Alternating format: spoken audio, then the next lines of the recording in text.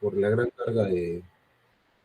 carga de teoría que tienen que estudiar, yo suelo poner en mis slides todos los datos que requiero o que necesitan ustedes para dar el examen, ¿no? Pero así no debería hacerse realmente una presentación. Cuando ustedes hagan presentaciones y siempre inciden sobre ello, y es un tema que siempre se repite en el hospital, por eso los chancan los internos, a que copian y pegan nomás, pues, ¿no? Párrafos enteros de teoría. O sea, eso no está bien porque demuestra que no ha habido una preparación, ¿no? Si ustedes quieren definir, por ejemplo, qué es el hipertiroidismo, no van a poner en el slide es un estado de hipercatabolismo, de incremento de la liberación de hormonas tiroideas que da lugar, no, simplemente es definición de hipertiroidismo y lo demás tienen que decirlo ustedes o guiarse por una hoja, un papel, pero no tenerlo, no tenerlo ahí en el slide, ¿no? Porque eso denota que no ha habido una adecuada preparación del tema. Ya, entonces, estos slides que hacemos de docencia, seguramente han visto el resto también, no son los ideales, ¿no? Pero son slides de docencia para que ustedes lean de ahí y puedan rendir el examen, ¿no? Con los datos más importantes. Muy bien, hoy estamos en la tercera clase. Ya estamos, ¿no, Kimberly? Sí. Sí, sí, doctor, está grabando. Cañón, ya estamos en la tercera clase.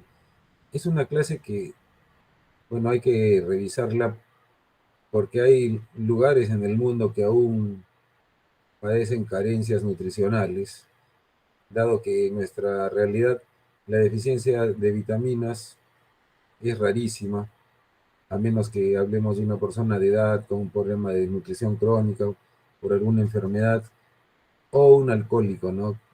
En el cual se ven también estas deficiencias, ¿ya?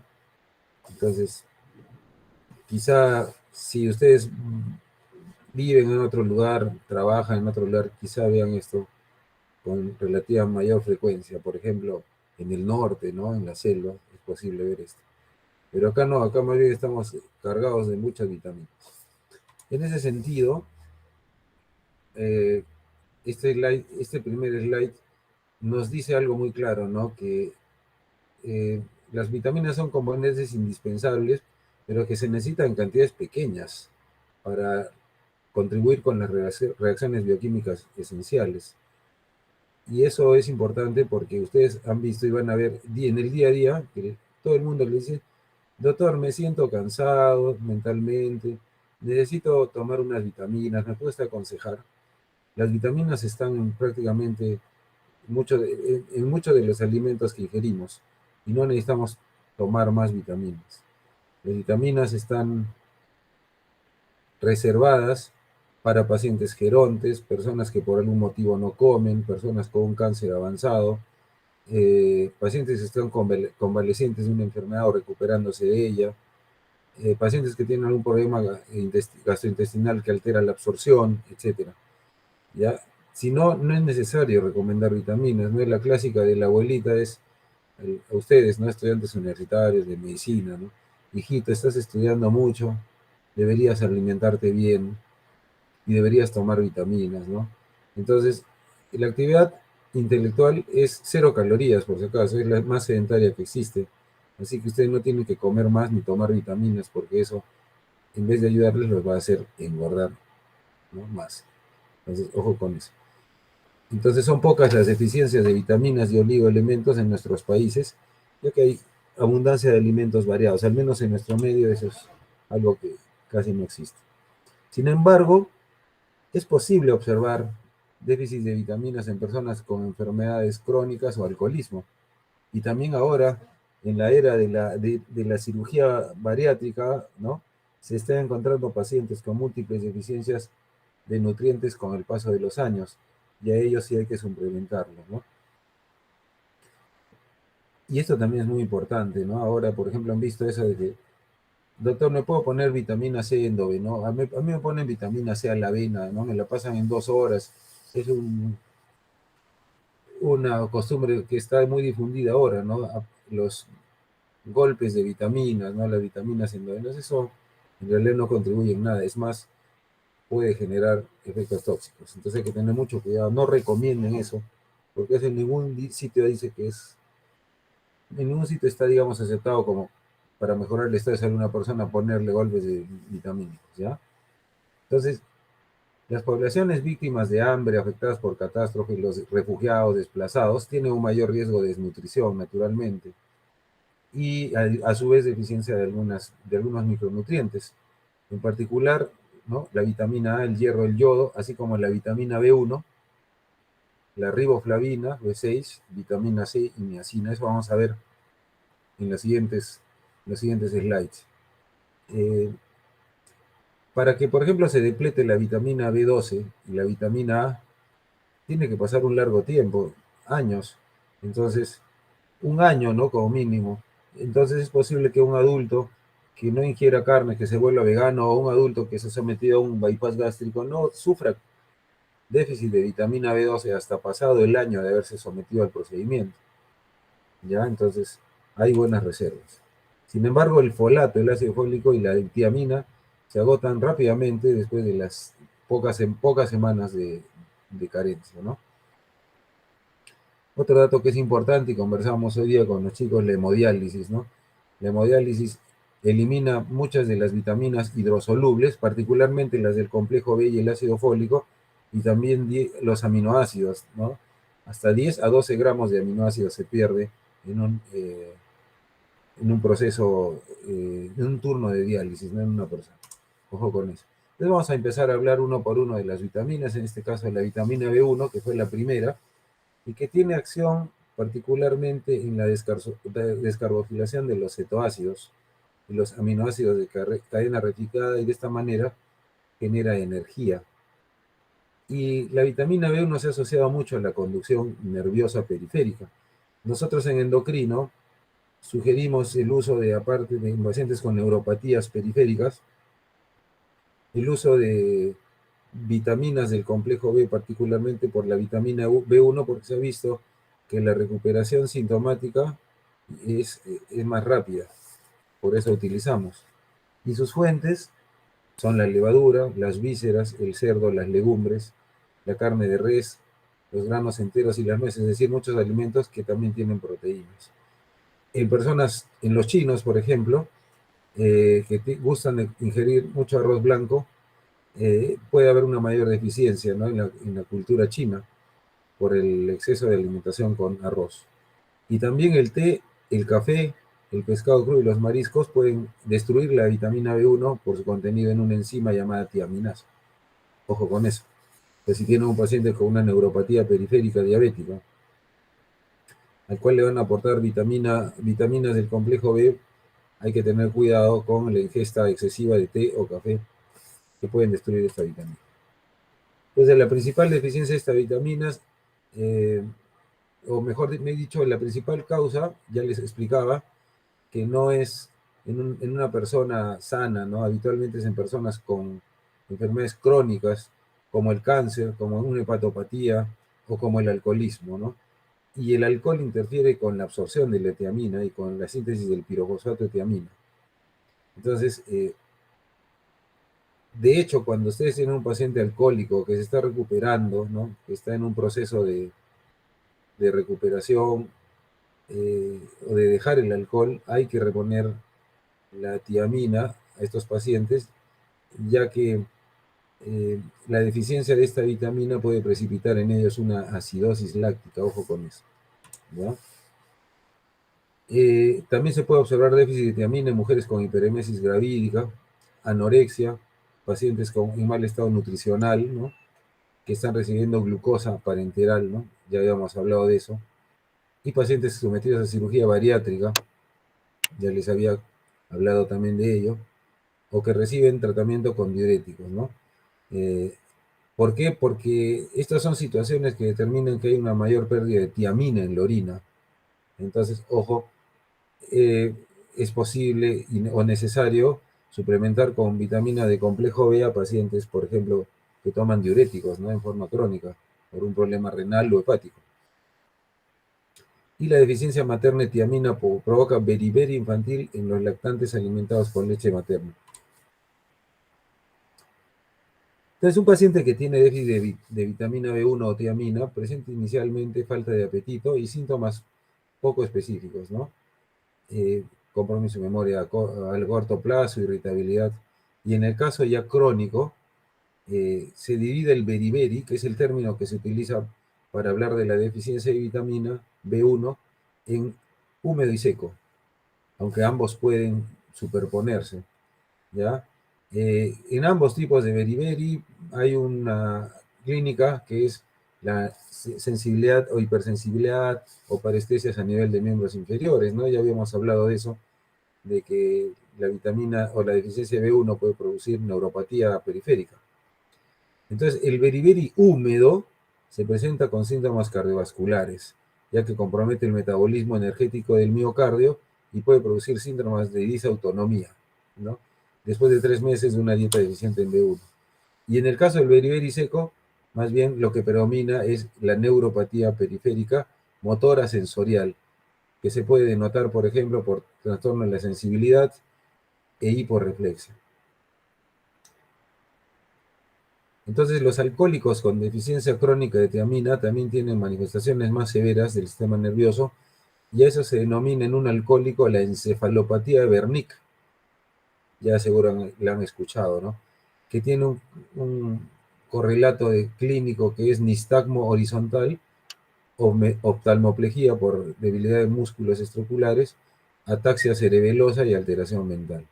Entonces, un estado extremo de déficit de vitamina B1 en pacientes o en personas alcohólicas. Entonces, cuando este síndrome o cuando esta encefalopatía de Wernicke se asocia a una pérdida de memoria y una psicosis, el cuadro se conoce como síndrome de Wernicke-Korsakoff, ¿ya? Entonces hay que considerar en estos pacientes principalmente el antecedente de alcoholismo, como dice acá, abuso de alcohol, dado que provoca déficit de tiamina, ¿no? ¿Cómo se diagnostica la deficiencia de vitamina B1? Midiendo la actividad de la transcetolasa después de la adición, antes y después de la adición del pirofosfato de tiamina, ¿no? Entonces, no se hace eso habitualmente, nosotros lo sospechamos por la clínica, pero eso es lo que se debería hacer idealmente, ¿no? La medición de la actividad de transcetolasa. El tratamiento en pacientes con beriberi seco o húmedo, ¿no? Ya sea cardiovascular o neurológico, es administrar 200 miligramos de tiamina cada 8 horas intravenosa hasta que no ocurra mejoría de los síntomas agudos, ¿no? Y luego se pasa la vitamina B1 por vía oral, 10 miligramos por día, hasta que el paciente se recupere completamente, ¿no? Y miren, en 24 horas ya el paciente mejora desde el punto de vista cardiovascular y la oftalmoplejía también, ¿ya? Sin embargo, se describe que los pacientes alcohólicos crónicos o una psicosis o un síndrome de Wernicke-Korsakoff pueden demorar mucho más en recuperarse e incluso los síntomas pueden persistir, ¿no? Y no mejorar. Hay que considerar que en el alcohólico no solo hay deficiencia B1, sino que también hay otras deficiencias que hay que reponer. No hay toxicidad por vitamina B1 si se ingiere en cantidad elevada. Con respecto a la vitamina B2, en este caso, la riboflavina afecta las superficies mucocutáneas de la boca y la piel. Se ha asociado también a anemia y la mayoría de casos es por carencia nutricional, paciente desnutrido o alcohólico. Sus fuentes son los productos lácteos, los cereales enriquecidos, la carne, el pescado, el huevo, como han visto, muy parecidas las fuentes a la de la vitamina B1.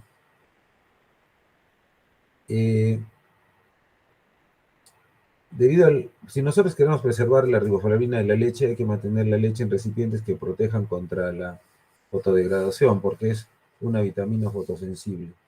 Y el diagnóstico se hace determinando las concentraciones urinarias de la vitamina B2 o la actividad de la glutatión reductasa, que no se hace en términos prácticos, ¿no? No hay toxicidad por riboflavina, porque así tomemos un montón de la vitamina, su absorción a nivel del intestino es limitada. La niacina es la vitamina B3, que es el ácido nicotínico, y la nicotinamida, que son sus derivados activos. Y estas, ¿se acuerdan, no? De la famosa NAD y la NADP, ¿no? Son precursores de estas coenzimas. Y estas coenzimas, ustedes saben que participan en diversas y numerosas reacciones de oxidación y reducción en el organismo. Entonces, forma parte de estas enzimas NAD y NADP. Disponibilidad también, carne de res, leche, huevo, frijoles, ¿no? Menestras, productos integrales, como hemos visto. Y también el aminoácido triptófano se puede transformar en niacina eh, en una eficiencia de 60:1. Hay que tener en cuenta que los pacientes que toman drogas antituberculosas puede haber una alteración en la conversión de triptófano a niacina y así disminuir sus niveles, ¿ya? ¿Y cómo se mide la deficiencia de niacina? También en orina, midiendo sus productos de metabolismo, ¿no? Como se ve ahí, que son dos, piridona y metilnicotinamida.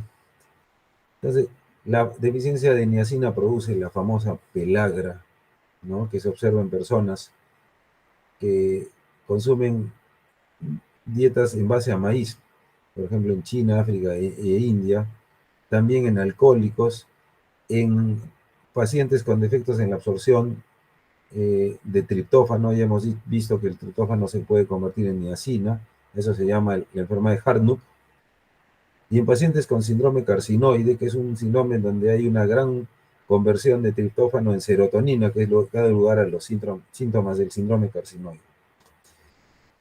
Entonces, ojo, y les reitero, ¿no? La isoniazid es un fármaco anti-TB que es análogo de la niacina y puede precipitar pelagra. Por eso los pacientes que reciben tratamiento para TB tienen que suplementarse con complejo B para evitar esta situación por la isoniazida. Entonces, en los casos de pacientes desplazados, desnutridos, en zonas de hambruna, la pelagra puede surgir por carencia de niacina, ¿no? Pero también porque hay carencia de triptófano, ¿no? Que es un aminoácido, entonces por falta de aporte de proteínas. Entonces, los pacientes que tienen esta pelagra pierden el apetito, tienen debilidad generalizada, irritabilidad, dolor abdominal y vómito. Luego la lengua se torna roja, brillante, y surge un exantema pigmentado y escamoso que se observa fundamentalmente en las zonas expuestas a la luz, y eso se llama el collar de Casal, como se puede ver acá en la imagen, ¿no? Son pacientes con una imagen a nivel de cuello, miren esas lesiones también en antebrazos, pero muy llamativa particularmente a nivel del cuello. Ese es el famoso collar de Casal del déficit de niacina. Entonces su tratamiento consiste en administrar ácido nicotínico, nicotinamina, 200 miligramos 3 veces al día en 5 días. Nosotros los endocrinólogos algún tiempo usábamos el ácido nicotínico para el tratamiento particularmente de la hipertrigliceridemia y para elevar el HDL, pero ahora, como este producto tenía muchos efectos adversos, producían síntomas tipo síndrome carcinoide, entonces no se usan actualmente, ¿no? En otros países sí los usan. Toxicidad de la niacina. Hay que tener cuidado porque la niacina sí produce toxicidad, eh, y eso es cuando se toma una dosis muy alta, donde se puede observar rubor mediado por prostaglandinas. Ya les comentaba, ¿no? Que los pacientes que toman niacina para bajar los triglicéridos, uno de los síntomas que más les molesta es justamente el rubor, ¿no? Esa sensación de calor, rubor, ¿no? También puede producir toxicidad hepática, que puede dar lugar a ictericia y elevación de transaminasas. Sin embargo, esto se da cuando el paciente toma suplementos y no cuando come alimentos ricos en niacina. No se describe efectos tóxicos por fuentes alimentarias. La vitamina B6, ¿no? Es la piridoxina, eh, tiene varios derivados y en particular el más importante es el piridoxalfosfato, el PLP, que como ven está involucrado en es un cofactor de más de 100 enzimas que tienen que ver con el metabolismo de aminoácidos. Participa en la síntesis del hemo y neurotransmisores, metabolismo de glucógeno, lípidos, ¿no? y también estimula la conversión de triptófano en niacina, es decir, para que se produzca niacina a partir del triptófano debe estar como cofactor la vitamina B6. La vitamina B6 proviene particularmente de las verduras y, y el fosfato de piridoxina, ¿no? O piridoxal fosfato, proviene de los tejidos animales, ¿ya? Entonces, eh, y es más biodisponible que la vitamina B6 proveniente de las verduras. Entonces, igual, ¿no? Si se dan cuenta ustedes, la mayoría de alimentos que ingerimos tienen una adecuada cantidad de vitaminas del complejo B, por eso no hay que suplementar con complejo B a los pacientes. Es innecesario cuando su ingesta de legumbres, nueces, verduras, carnes es correcta. Síntomas de deficiencia de B6, alteraciones epiteliales, eh, también puede dar lugar a neuropatía periférica como la B1 que hemos visto, y también anemia microcítica hipocrómica por disminución de la síntesis de hemoglobina, ya que el piridoxal fosfato es un cofactor que participa en la biosíntesis del grupo hemo, ¿no? Su deficiencia, eh, al ser necesaria esta vitamina para la síntesis de homocisteína en cistateonina, su deficiencia crónica puede dar lugar a hiperhomocisteinemia. Ustedes, si se acuerdan en cardio, la homocisteína se considera actualmente como un marcador de riesgo cardiovascular, que no lo medimos, ¿no? Pero se dan cuenta si una persona ingiere poca B6, eh, acumula homocisteína y puede aumentar su riesgo cardiovascular. Entonces, como mencionaba, ¿no? La isoniazida, en particular la L-Dopa que usan los pacientes con Parkinson y otros, interactúan con el piridoxal fosfato eh, y puede dar lugar eh, a una aparición de neuropatía. Un paciente con TBC que se queje de neuropatías periféricas puede ser que esté cursando con deficiencia de vitaminas del complejo B, ¿no? A veces, por ejemplo, hay pacientes diabéticos con TB que están en tratamiento y uno dice es la neuropatía diabética, pero no se percata que también la causa podría ser un déficit de vitaminas del complejo B. Su diagnóstico es con pruebas de laboratorio, concentraciones bajas de pireoxal fosfato, y el tratamiento es oral con vitaminas vitamina B6 50 miligramos por día, y no se debe administrar la vitamina B6 con L-Dopa porque la vitamina B6 interfiere en la acción de este fármaco. Entonces, ojo con eso. Pacientes que están tomando L-Dopa por algún problema, puede ser un Parkinson, hay que cuidar, ¿no? Y moderar la ingesta de vitaminas del complejo B, particularmente B6. Entonces, tanto el déficit como el exceso, la toxicidad por vitamina B6 puede dar lugar a neuropatía sensitiva, incluso afecta la caminata. ¿Ya? Entonces, eso no se ve habitualmente con la ingesta de alimentos, pero cuando nosotros abusamos, ¿no? Recetando multivitamínicos sin ser necesario, podemos generar este tipo de clínica. La vitamina C eh, es un fuerte o un importante antioxidante, ¿ya? Eh, que también ayuda a la absorción del hierro. Seguramente han escuchado que cuando se le indica a una paciente tomar sulfato ferroso, se le dice, tome su tabletita con un vasito de jugo de naranja, ¿no? Porque se ha visto que la vitamina C permite la absorción del hierro, ¿no? Y también contribuye mucho en la conversión de dopamina en noradrenalina y la síntesis de hormonas peptídicas, ¿no? También es muy importante para la hidroxilación de la prolina, que es una reacción que se da a nivel del tejido conjuntivo, para la formación de tejido conjuntivo, ¿no? Eh, y participa en muchos sistemas enzimáticos.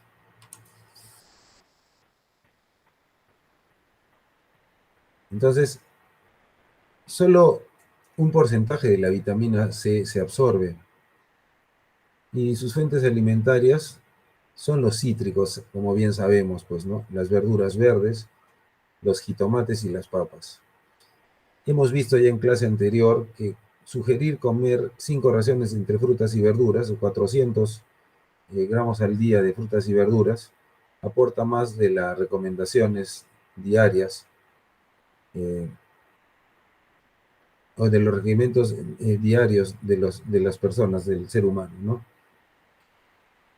RDA, eso busquen lo que es la cantidad permitida. El RDA es la cantidad de una vitamina, un alimento que suple las necesidades del 95% de la población. Eso significa RDA. Entonces, con 90 miligramos cubrimos la RDA fácilmente, del 95% de las personas que ingieren esta cantidad. Y en los varones y en 75% en las mujeres. ¿Ya? Entonces, ya hemos hablado de que la hemodiálisis es un procedimiento que puede afectar la absorción de las vitaminas. Entonces, en los pacientes en hemodiálisis sí es recomendable suplementarlos con vitaminas del complejo B y también ácido fólico. Han visto que los nefrólogos indican ácido fólico muy frecuente.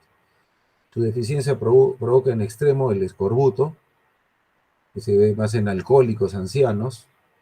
Entonces, los síntomas son, hemos dicho que interviene en la formación de la prolina, ¿no? De la hidroxiprolina, entonces alterará el tejido conjuntivo, eso predispondrá a hemorragias cutáneas, encías inflamadas, hemorragias articulares, ¿no? Todo tiene que ver con el compromiso del tejido conjuntivo que genera el déficit de esta sustancia. En los niños puede alterar el crecimiento óseo, ¿no? También se diagnostica el déficit con prueba de laboratorio.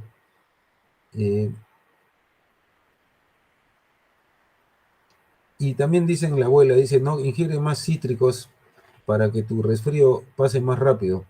Y es cierto, ¿no? Se ha visto que dosis altas de vitamina C, 1 a 2 gramos por día, pueden mejorar de alguna manera los síntomas y la duración de un cuadro infeccioso de vías respiratorias altas. Pero no está de más, y es cierto, ¿no? Lo que dicen, que tome bastante cítrico, ¿no? Durante el tiempo que está con la enfermedad, porque eso ayudaría a que la recuperación sea más rápida. Actualmente les decía, ¿no? Que es muy común esto de la administración endovenosa de vitamina C. En realidad, por suerte, no se ha observado que las megadosis de vitamina C sean tóxicas. El problema es que si tiene algún beneficio ponerse a administrarse la vitamina C. Y la respuesta es que hasta ahora no se sabe si hay un beneficio. En lo único que se ha visto beneficio cuando se pone la vitamina C endovenosa es en el tratamiento de los cánceres avanzados. Para ese tipo de pacientes sí está sugerida la vitamina C endovenosa.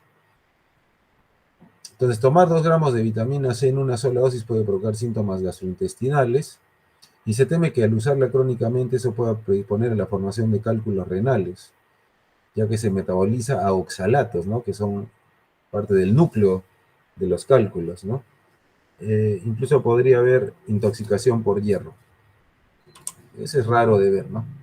La vitamina A, que es una vitamina liposoluble, eh, se refiere particularmente al retinol y a los retinoides, ¿no? Que guardan relación química con este. Es muy importante la participación de la vitamina A en la visión, ¿no? En la forma del retinaldehído, por eso viene del retina, ¿no? Retinaldehído. Y el ácido retinoico, que es otro derivado, es importante para el crecimiento y la diferenciación celular. La vitamina A también participa en la inmunidad humoral, la mediada por linfocitos T, linfocitos T citotóxicos y la fagocitosis. Entonces, hay un montón de carotenoides en la naturaleza y más o menos 50 de ellos se pueden metabolizar a vitamina A. Pero el carotenoide más común es el caroteno beta o caroteno beta, ¿no? El cual se absorbe en forma intacta y se almacena en el hígado y en el tejido adiposo. Esa es la característica de las vitaminas liposolubles, ¿no? Y ustedes han visto que a nivel nuclear, cuando ven las imágenes, cuando se une sobre el ADN, la molécula, ¿no? Que PPAR gamma, ¿no? Como pueden ver acá, para iniciar la transcripción de alguna sustancia, hay un cofactor o un complemento de este PPAR gamma que es el receptor o un ligando, receptores de retinoides, el receptor retinoide X, que es el RXR, ¿no? Que forma parte de esta familia de retinoides y que participe en la transcripción génica, como pueden ver aquí, ¿no? En esta imagen. Este es el ADN. Acá está el agonista PPAR, que va a estimular la síntesis de alguna proteína, y su cofactor es o coactivador es el RXR, ¿no?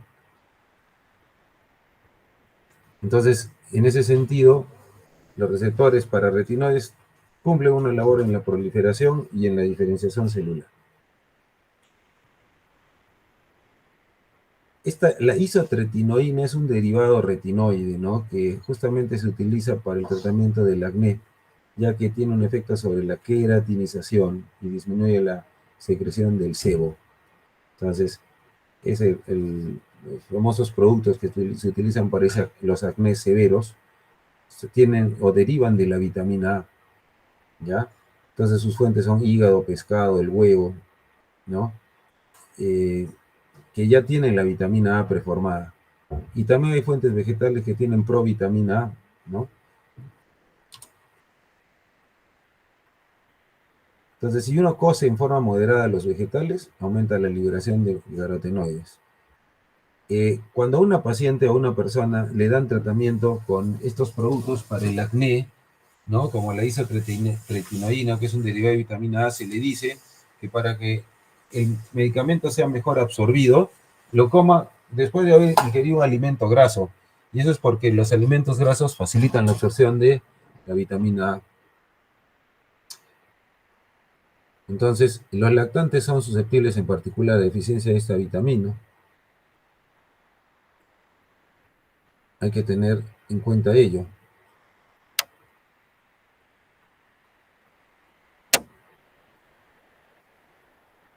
Y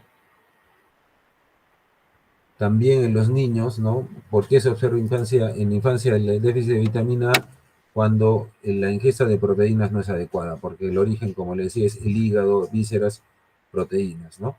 Entonces, hay que considerar esto en niños con problemas nutricionales, este déficit, cuando el aporte proteico no es el correcto.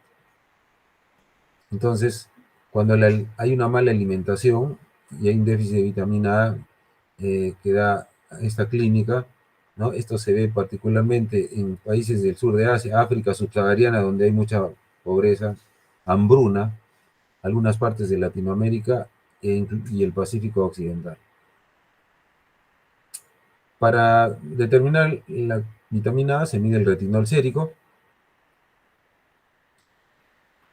y observen que la deficiencia de vitamina A es muy prevalente, ¿no? Más de 90 millones de niños en edad preescolar, ¿no?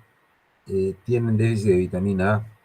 Incluso hay un gran porcentaje, 4 millones, que tienen la xeroftalmia. Entonces, la xeroftalmia es un trastorno que produce ceguera nocturna y sequedad de la conjuntiva, como pueden ver, miren acá esta imagen, ¿no? Con las famosas manchas de Bitot, que son placas blancas de epitelio queratinizado que aparecen en la esclerótica. Y también incluso la úlcera, la córnea puede ulcerarse, como se ve acá, ¿no? Incluso puede haber ablandamiento de la córnea, queratomalacia, que da lugar a cicatrices corneales, que miren esta cifra bárbara, ¿no? Que afecta a los niños, hasta 250.000 niños cada año, incluso comprometiendo la visión. ¿Se dan cuenta lo importante? Bueno, eso se da en zonas de alta pobreza, de extrema pobreza, ¿no? Y de hambruna, como hemos descrito, ¿no? África, algunas zonas de China, algunas partes de Sudamérica también.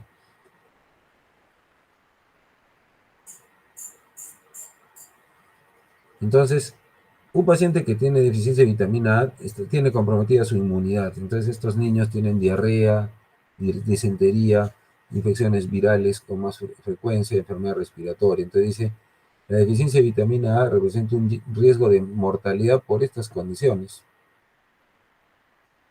ya que altera las barreras y defensas inmunitarias, ¿no? De tal manera que en las áreas con déficit de esta sustancia se debe administrar complementos de vitaminas, ¿no? Para reducir particularmente la mortalidad infantil.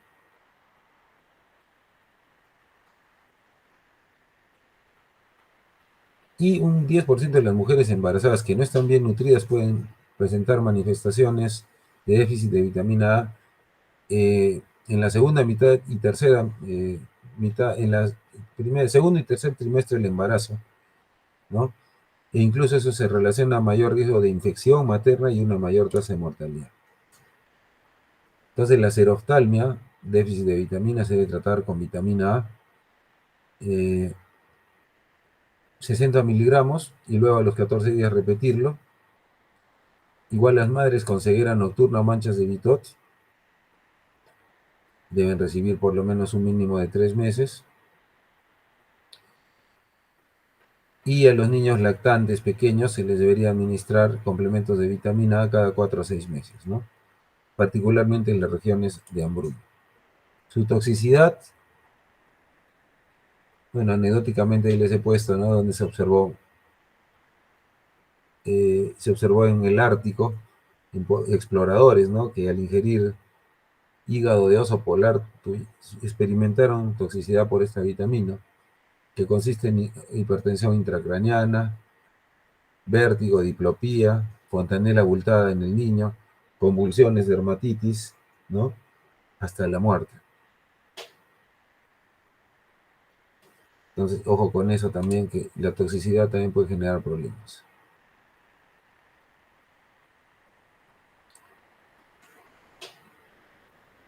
Entonces, las manifestaciones de intoxicación por vitamina A ya hemos visto que son diversas y se ven, no con frecuencia, pero están viendo en países industrializados, probablemente por el abuso de estas vitaminas, ¿no?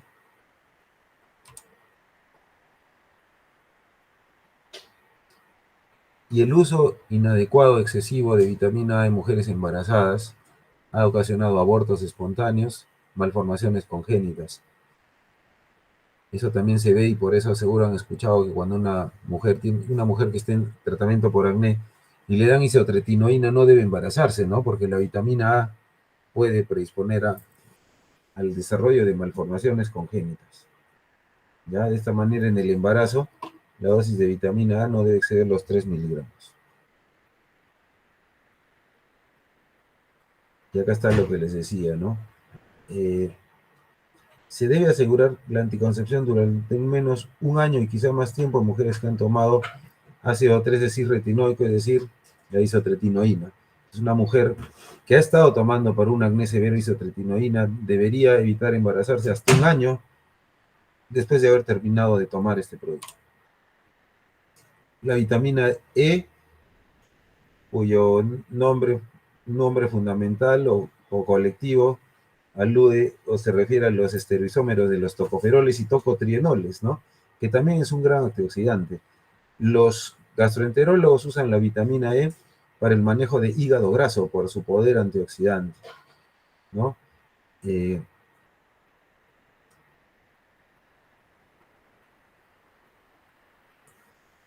Y esto hace que la vitamina E proteja, ¿no?, de la oxidación que generan las LDL, ¿no?, sobre las arterias. Y bueno, acá dice que fisiológicamente cuando se absorbe la vitamina E es captada por las lipoproteínas de muy baja densidad, que son las que transportan también los triglicéridos. Las fuentes: aceite de girasol, aceite de germen de trigo, aceite de soya y el de maíz.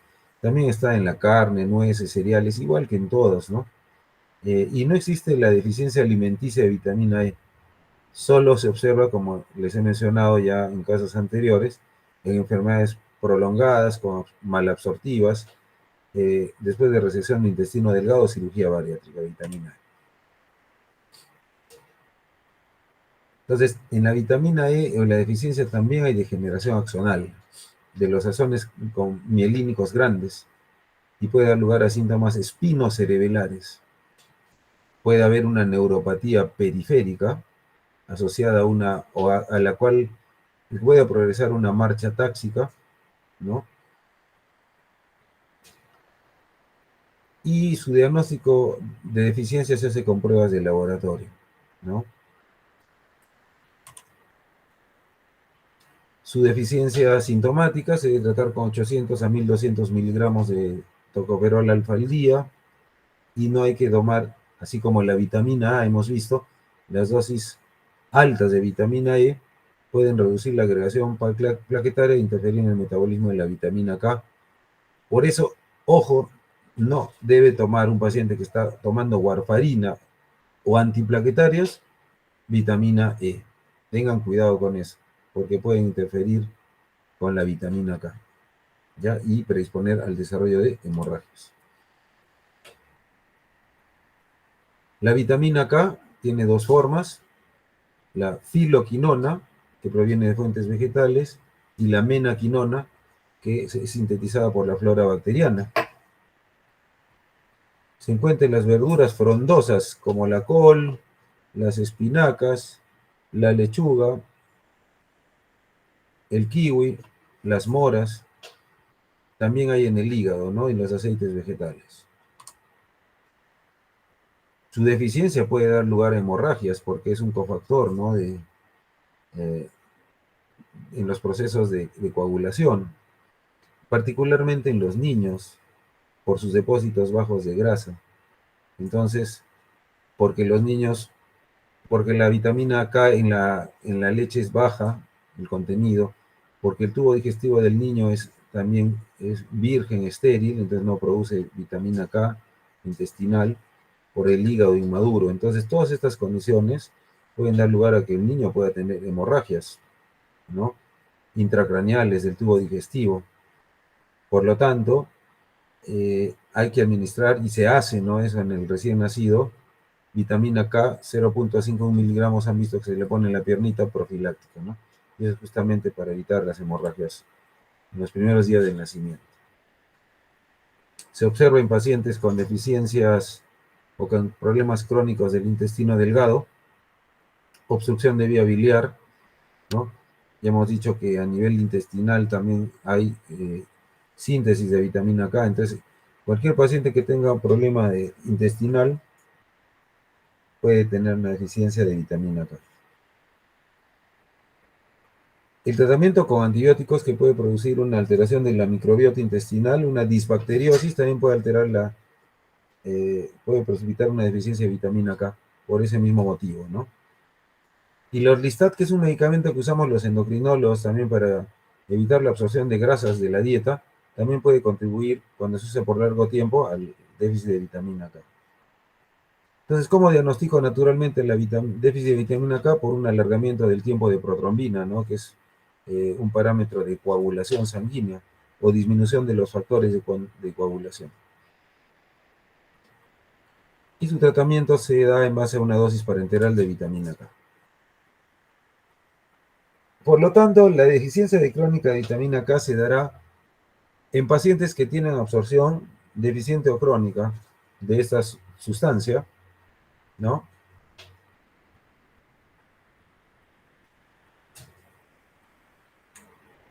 Y acá es algo que hacemos nosotros en el hospital, ¿no? Cuando tenemos un paciente con un trastorno de coagulación, un alargamiento del tiempo de protrombina, se le administra vitamina K parenteral. Entonces, si el problema es una deficiencia de vitamina K en este paciente, naturalmente el tiempo de protrombina va a mejorar. Pero si el problema es una hepatopatía de fondo, entonces así le administramos vitamina K, el tiempo de protrombina no va a mejorar, ¿no? Entonces, ojo, por eso es que también en los pacientes que están tomando anticoagulantes se suprime o se restringe la ingesta de alimentos que tengan mucha vitamina K, justamente porque pueden alterar las acciones de los anticoagulantes orales. Este es un resumen entonces de las características de cada nutriente, las manifestaciones clínicas eh, y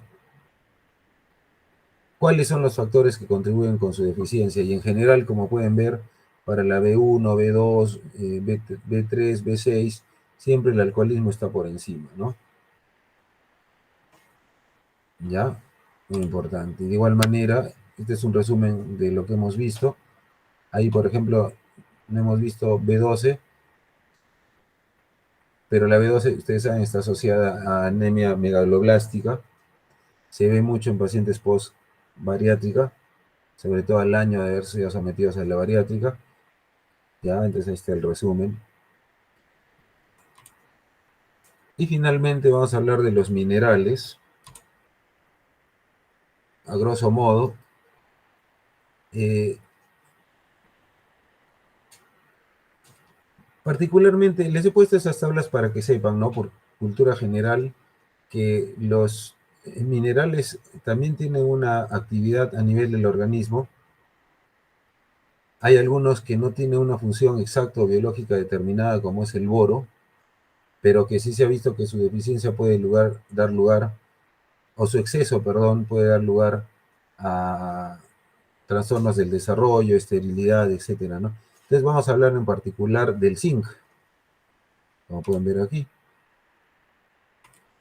Ahí hemos puesto, ¿no? El cobre, el cromo. Por ejemplo, el cromo se asocia a resistencia a insulina, y se ha visto que los pacientes que toman cromo como suplemento, bueno, en algunos estudios el picolinato de cromo mejora la tolerancia a la glucosa. ¿Ya? Entonces es importante eso. El hierro, bueno, bien conocido por ustedes, tiene que ver con anemia.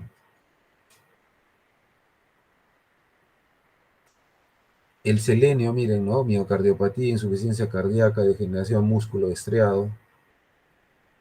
El yodo ya sabemos que tiene que ver con el metabolismo de las hormonas tiroideas.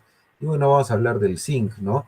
Que de todos estos elementos minerales, diría yo que es uno de los más descritos, estudiados, ¿no? Ya que este es un componente integral de las metaloenzimas corporales, que intervienen en la síntesis y estabilización de las proteínas, DNA y RNA, ¿no? Entonces, el zinc es necesario para unir los receptores hormonales y otros factores de transcripción hacia el ADN, ¿no? Y el zinc es muy importante para la espermatogenia normal. Entonces, por eso es que a los pacientes que tienen problemas de fertilidad, varones, se les da como suplemento zinc, porque se ha visto que puede mejorar la espermatogénesis, ¿ya?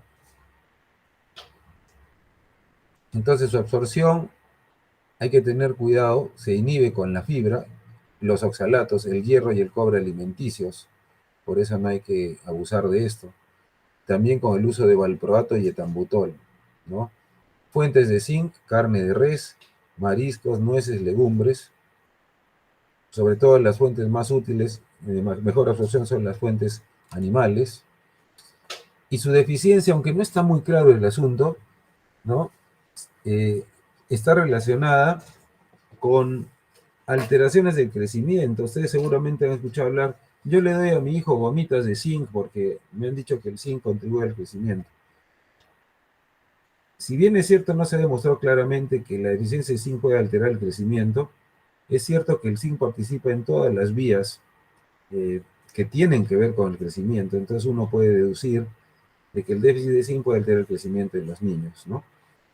Entonces esto puede causar también alteración del sabor, alteración de la función inmunológica. Eh, Muchos pacientes que tienen diabetes mal controlada, cirrosis, alcoholismo, enteropatía, pueden tener deficiencia de zinc. Mira, hipogonadismo, ¿no? También se ven pacientes con problemas de fertilidad, ya les he dicho, ¿ya? Y coexiste generalmente en los países con desnutrición, con deficiencias de otros micronutrientes, ¿no? De su administración, 20 miligramos por día puede ser eficaz para niños con enfermedad diarreica y neumonía. Se debería medir para ver si realmente hay déficit de zinc. Hay que tener cuidado, ojo, en las mujeres embarazadas y que usan anticonceptivos, porque puede disminuir las concentraciones del zinc. Y su deficiencia se trata con 60 miligramos de zinc elemental 2 veces al día. Efectos tóxicos,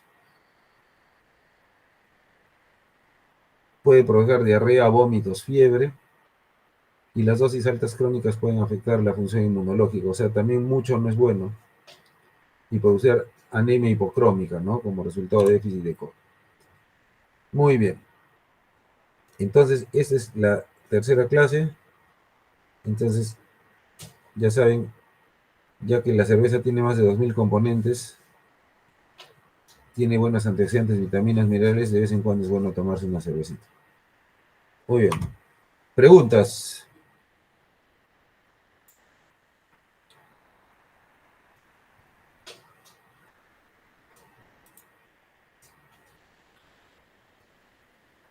Todo bien, todo claro.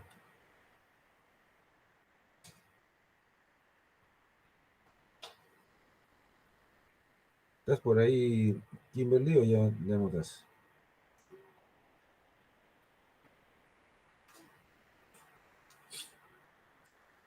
Ha sido un gusto, chicos. Ya le avisan a Kimberly que apague, que cierre la grabación. Me parece que no está.